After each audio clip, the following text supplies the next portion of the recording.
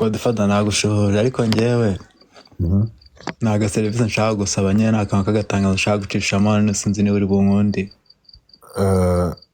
Turi muri gahunda bavana amatangazo.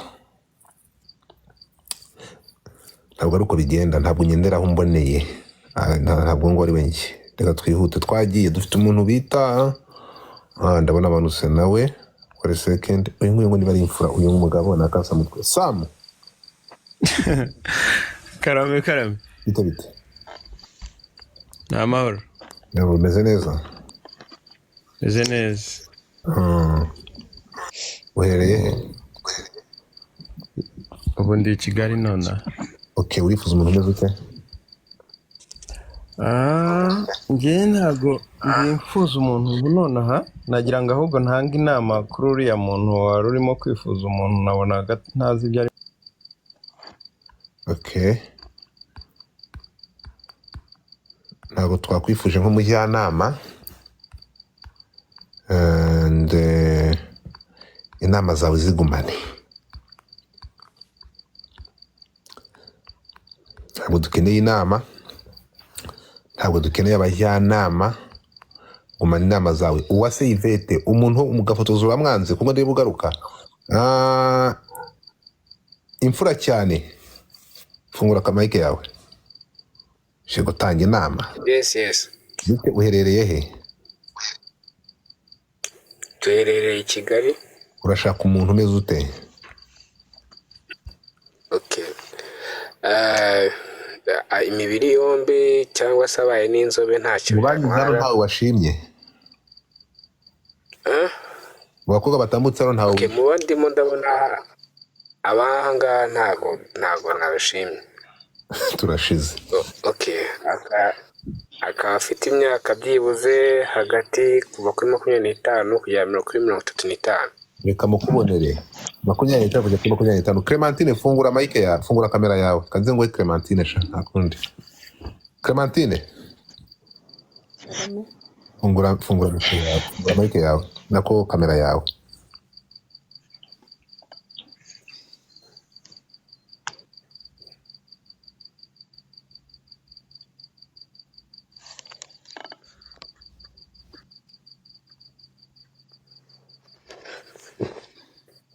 Ahantu hatabona abaye ari mu diaspora byaba ari sawa.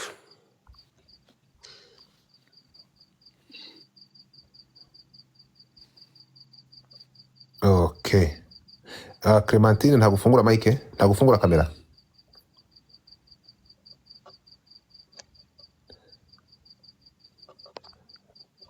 ahantu hatabona. Okay, wa mugabo ari hehe? Dore nani imfura cyane? Yego. Bandiriza Clementine va mu mashuka. Dore nguyu mwana. Naho katize se buriya. Suri nyuma nani Clementine suri nyuma. Va mu ishuka ariko se wowe ni gute uza wifuritse gutyo ifu kure gatoze nkurebe.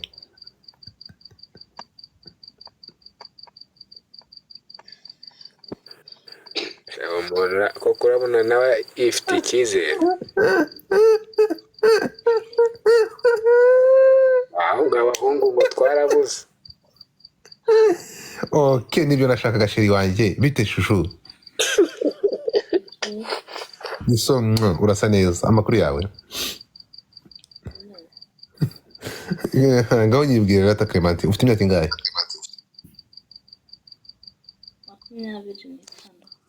25. 26 uherereye he? Nerereye I Kanombe. Urashaka umuntu umeze ute? nshaka umuntu uzi gukunda icyo ari cyo nyine wabasha. Clementine ukora iki? Ntabwo ndi kukumva, uri kuri telefone, gira telefone nkumbe. Vanamo ekutere zawe.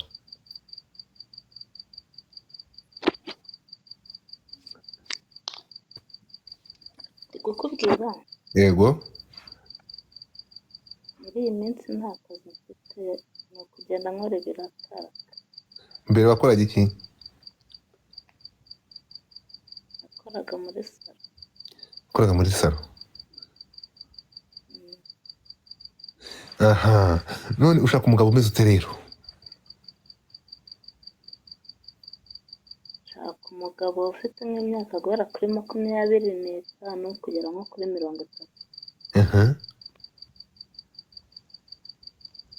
Yabaye afite icyo yakora, icyo akora, uzi gukunda icyo ari cyo nyine nta bintu byo gukina mbere. Ugafatanya urugendo rw'ubuzima.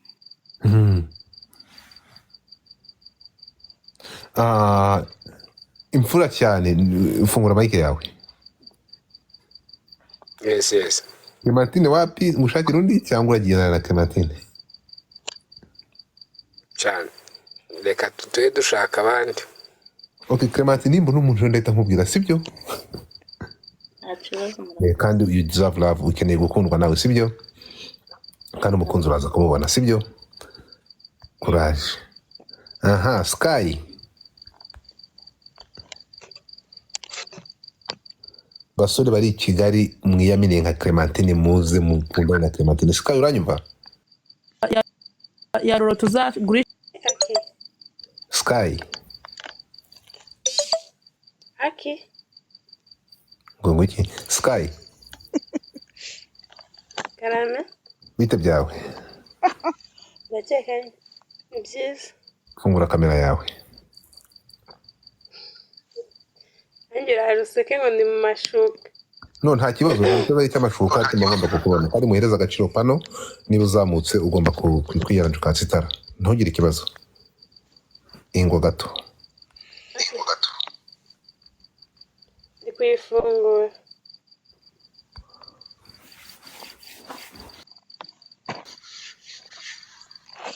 Nafunguye. Nashize. Amakuru yawe.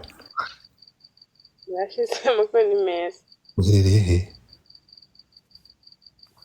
Nherereye Uganda. Ehe? Uganda, Jinja. Kimwe kingahe? Ako ndi umunyarwanda mpari nk'umushyitsi. Urashaka umuntu umeze ute rero? Ndashaka umukunzi w'imyaka hejuru ya 23.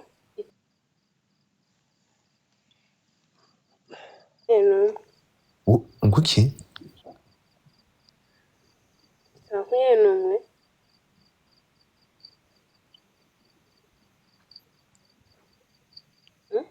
Okay. Sawa Sky. I'll get back to you, okay? It's okay. It's fine.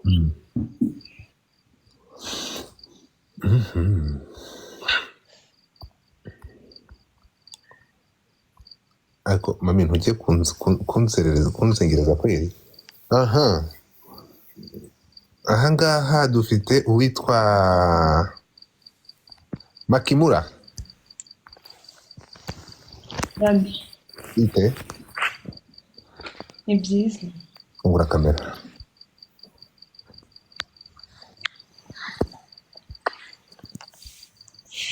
Ubundi umuntu yakaba yafungura kamera hakiri kare imbere y'ibindi byose. Fungura kamera yawe.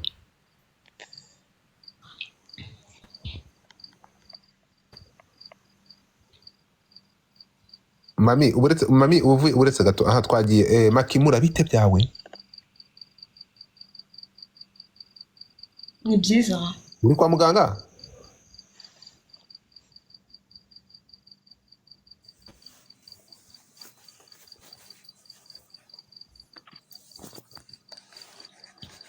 Niko? Ni byiza Godfather. Wavuye mu buriri?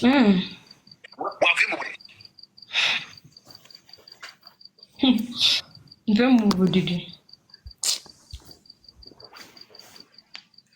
Twagiye. Okay, mami, come over here. Sometimes you have to respect the panel. Hi. Hi. How are you? I'm good. How are you? Good. Go ahead. Nso uyu musore ushaka visa arashaka urukundo arashaka visa.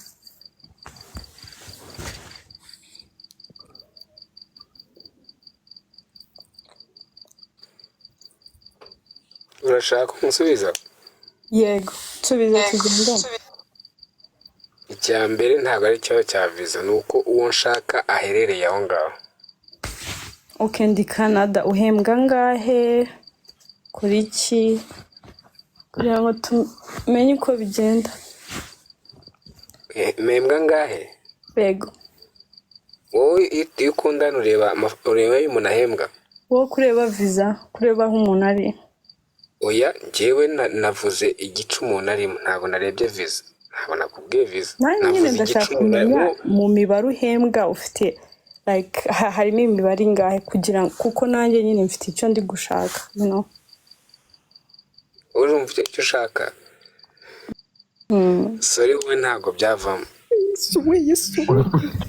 Nanjye ntabwo uri type zanjye kabisa, wanshakira umusore uri tayari kabisa.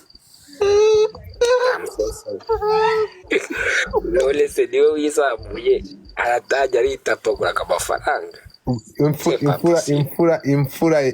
harya ni imfura nde? Imfura cyane genda gake. Umva umwana ibyo ari gukubwira afite point, sibyo? Umuntu w'umugabo urukumva ruvuga ngo ugomba kumenya standard yawe, uri muntu iki, uhagaze ute, birumvikana ibyo ari kukubaza. Kubera ko udashobora kuvuga ubundi ko ntabwo tubwiye icyo ukora iki. Uyu mukobwa uri fata risk ugashaka kumafodinga. Ya. Godfather. Oui. Yewe nkora muri telecommunication.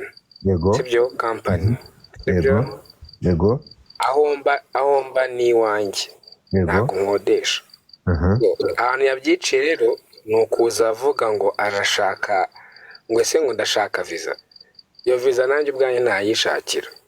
Okay. So rero ntago kuba navuze abroad nk'uko umuntu yavuga ngo ndashaka umuntu w'i Rwanda cyangwa ndashaka umuntu w'i Kenya ndashaka umuntu w'i Uganda. So ni muri ubwo buryo nta kindi n'indi mpamvu. Mami ngwino wumva umugabo washatse, ngwino wumva umugabo wakoze ikofi wamaze no kubaka.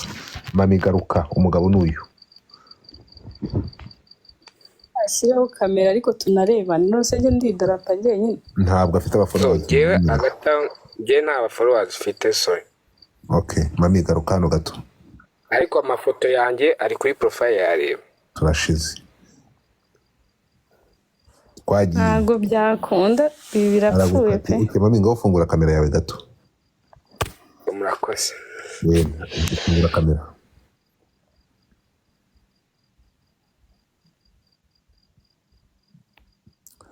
Dufite umuntu bita Bella Hai. Bella uranyumva? Kandi aba yanzengereje azamuka kuva ntangira live. Bella rimwe, Bella manuka. Kandi nongere kuri question kuzamuka. Mfite uwitwa tazamura hano ndabona afite umusore. Abahungu nibo benshi kurusha n'abakobwa.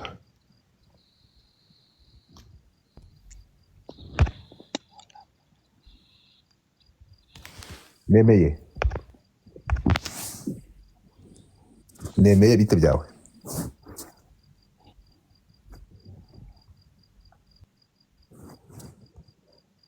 Hano hari umutipe uri Uganda, nemeye uyu nguyu ni sawa. Prince Kirina uyu nguyu bamwita imbega abantu n'undi kureba abantu bari kuzamuka nkabona n'ahantu mbera mbazamura. Ntimushobotse na gato. Byo nyine ndeba profile y'umuntu ngatinya no kumuzamura kuri pano yanjye.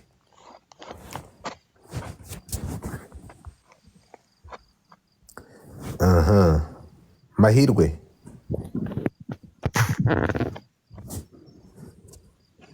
Uwe Mahirwe uranyumva?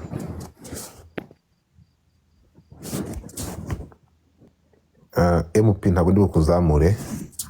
Uwe Mahirwe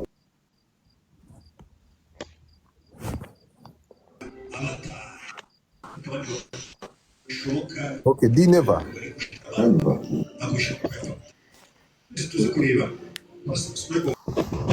We di never uranyumva wafunze mic yawe ugafungura kamera. Aha ndakumva cyane. Ndakumva bro. Reka ukiriho kamera sorry. Ntabwo kamera ikunda ufite abafollowers. Ufite abafollowers batuzuye. Uherereye he? Oh, I think mfite abafollowers bake.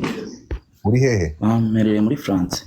urashaka umuntu muri diaspora bakobwa muri Kigali dore umutipe wambaye costume mutinga mike yawe nkwereke nguyu mu diaspora uri muri France urashaka kujya gutura kwa Mitera urashaka kuvuga igifaransa kitarimo donko ndabasaba uyu mujene arabura abantu 12 mwese mu following hanyuma dushirireho kamera follow him tumugeze ku 1000 umufaransa twiyereke arabura abantu 7 mukandeho mu following ubundi turi mu Faransa mama yake na muzatate princess Uganda ngiye kuguhereza umufaransa uve mu cyongereza uje kuba umufaransa ndakurahiye aha twihuta ndabona 1000 cyuzuye mama yake ariko mu following mwiruka nka abantu 80 okay twagiye never fungura kamera yawe di never va kuri live wongera ugaruke kuko okay ivaho wongera ugaruke genda wongera ugaruke kujya tuza kukubona reka nkuzanira mu diaspora barista oui hi fungura kamera yawe wihuta turebe niba nakubonera ntawe twari mfite uri hehe Kacyiru ufite imyaka ingahe 24 urumva byanze urashaka umugabo oya ntabwo byanze ahubwo ndamushaka ugize ngo iki ntabwo byanze ntabwo mushaka kuko byanze ndavuga byanze kwibana ukeneye umuntu ugukunda byanyabyo simenya kugira ngo byanze twagiye ushaka umugabo umeze shaka umuhungu wababajwe cyane amukunda by'ukuri yego hanyuma nyine umuhungu wumva ko akeneye urukundo ibindi by'amafaranga n'ibiki ibintu ntibishakwa agomba kuba ari he ariho hose urashaka kumura umutima w'umuhungu wababajwe ni ukuri shaka kumura yo ufite imyaka ingahe 24 ukora iki ndi umubarista ndikorera mwa basore mwe nimuze hano mwumirwe nimuze murebe ikintu bita umukunzi uyu mukobwa aragukunda bikurenge wa mutibe mubwira garuke never request again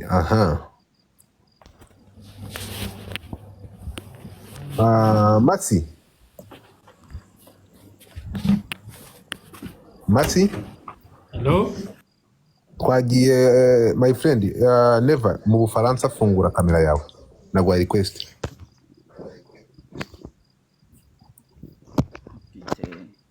never shirahitara turashize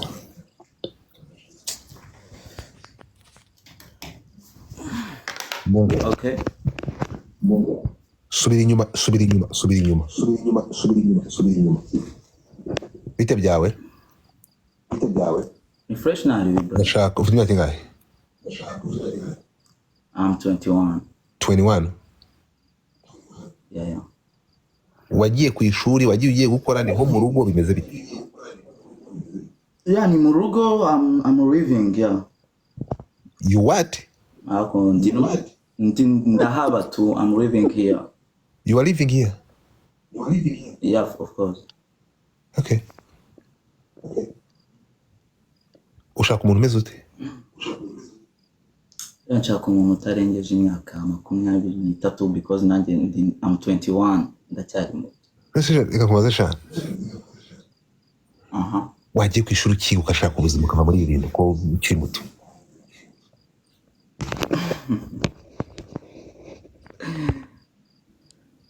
narababwiye Godfather narababwiye reka bisondere muri ruswende He was 21 years old.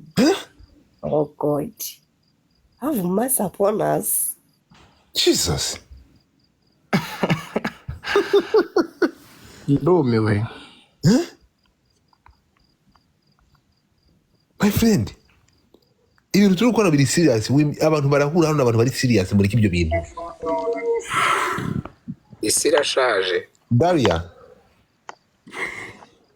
Mimi. Baba ndebere frame. What's wrong with people? What's wrong with this generation? Ku myaka 21 uri kuza gukora iki ahantu h'abantu bakuru